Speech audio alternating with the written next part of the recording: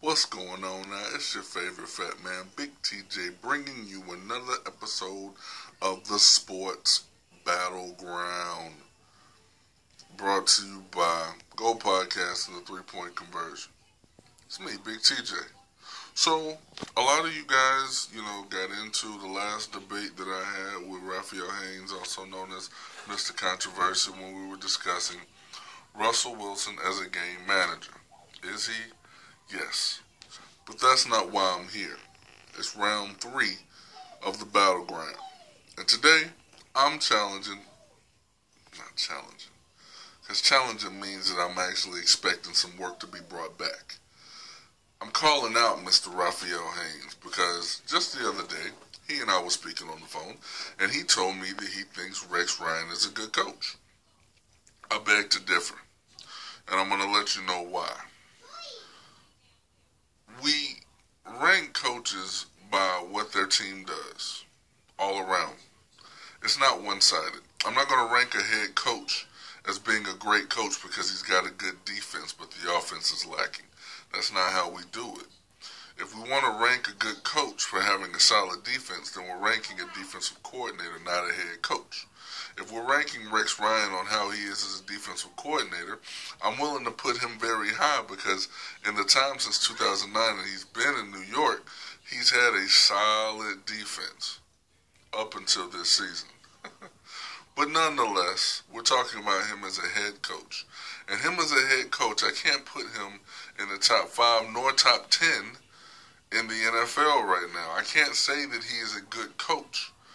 Now, my counterpart over there, Mr. Haynes, is going to point out that Rex Ryan went to back-to-back AFC championship games with Mark Sanchez as a quarterback, and he's going to talk about how weak Mark Sanchez is as a quarterback, so in order to make it to back-to-back AFC championship games, you must be a really good coach, right?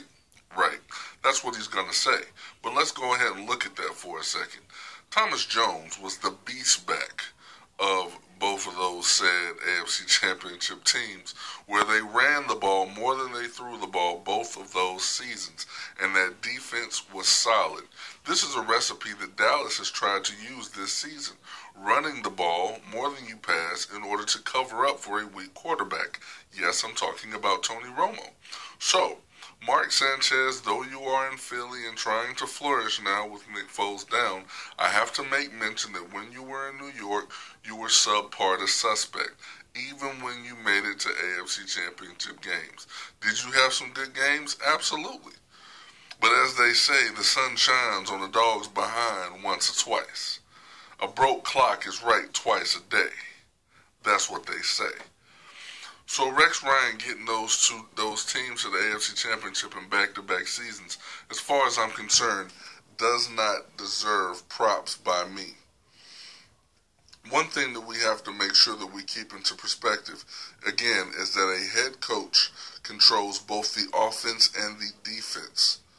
And it seems that Rex Ryan only wants to focus on the defensive side of the ball. So that makes it hard for me to show him love as being a as being a solid head coach when he's only focused on one side of the ball. Now, a lot of you may be thinking, what is he talking about? And why is he wearing so much orange? This is my Halloween outfit. Yeah. It's my Halloween outfit. And now I'm back on topic. Rex Ryan is not that guy. Now, one thing that I will give him credit for is the weight loss. The man lost a lot of weight. He does have a tattoo of a woman wearing a Mark Sanchez jersey. That's a little suspect. And some stuff came out about him liking feet. Look, I'm not a person that's going to judge your personal life. If you like feet, you like feet. You're a grown man, you like feet. I'm not going to knock you for liking feet. The only thing I'm here to talk about is where you rank as a head coach. And I'm not going to give you props for being a good head coach. I give you great props for being one of the best defensive coordinators that we've seen in a head coach's uniform. But you are not a great head coach. If you look at the people that you've drafted on the offensive side of the ball during the time that you've been at the helm, you've had some suspect guys. But not only that, we've seen those top round picks that you brought in for the offensive side not flourish. One of your best receivers that we've seen over the time that you've been there has been Curly. Come on, really? Curly?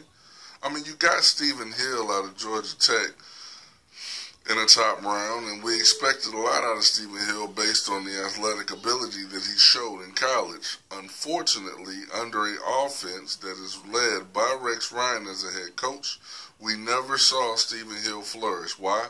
Because Rex Ryan does not know how to get the most out of the talent that he has.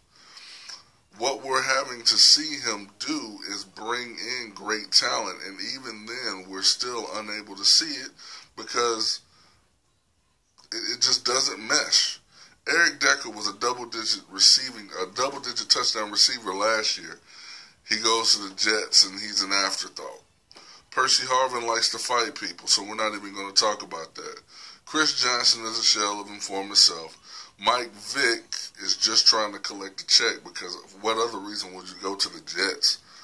Geno Smith is going to end up being another casualty of a decent talent getting drafted to the wrong team, a la Jamarcus Russell, Joey Arrington, Akili Smith, and the list goes on and on and on. So when I look at the Jets, Jets, I have to feel bad for some of the... Hold up. I'm getting a phone call. This is Mike Greenberg from Mike and Mike in the Morning. Yeah, hey Mike, what's going on, man? So you don't like Rex as a coach? Well, I'm just sitting here talking about it, man. I'm talking about it on the Sports Battleground right now. No, he is a bum. And yeah, this is probably his last year. Oh, I got to mention Tannenbaum? I got to make sure I mention the GM? Okay, I got that. Holla. Yeah, Tannenbaum sucked too. Tannenbaum was horrible as a general manager. And now I hear Tannenbaum is doing like personal management. I think he's managing musical talent or something like that now. Yo, look, I got absolutely nothing but love for people that's out there trying to get their grind. Rex Ryan followed in his daddy's shoes. If I followed in mine, I'd be a hustler for real. So Rex Ryan trying to hustle, I get it. But your brother will never be a head coach, and he can thank you for that. If either Ryan wants to be a head coach after this season, they're going to have to do it in college because the NFL will not have room for that ridiculousness anymore. Now, you want to lose weight? Great. Rex Ryan, holla at your brother for the long hair, but that's really all I can get of Ryan's love for now. Your dad did the thing back in the day in Philly, so I show him love. But that's about it. That's where it stops. No disrespect. You're just not that great of a coach. Great defensive coordinator, but that's where it stops. Is this an opinion piece? Absolutely. I could have went with more statistics, but what was the point? They've had one season where they won double-digit games under Rex Ryan. Every other season they were 9 wins or less. They've went 8-8 twice, and so far this season they are 1-8. Last year they were 8-8 with Geno Smith at the helm at quarterback, and you could tell that Rex Ryan didn't even want Geno to be the guy. Now that he wants Geno to be the guy, Geno's other foot has failed, and now Geno is not flourishing the way that he wants him to. So, Raphael Haynes, come at me with some stats, man. Talk about how great the defense is. I've already addressed that. He's an awesome defensive coordinator. Talk to me about the back-to-back AFC championships, man. I've already addressed that. When you got a solid running game and a solid defense in the AFC, you can make it to the AFC championship game. So I don't know what else you're going to hit me with, but bring it, because I can always bring up the butt fumble. Holla at your boy. This is Big TJ on the Sports Battleground. Peace.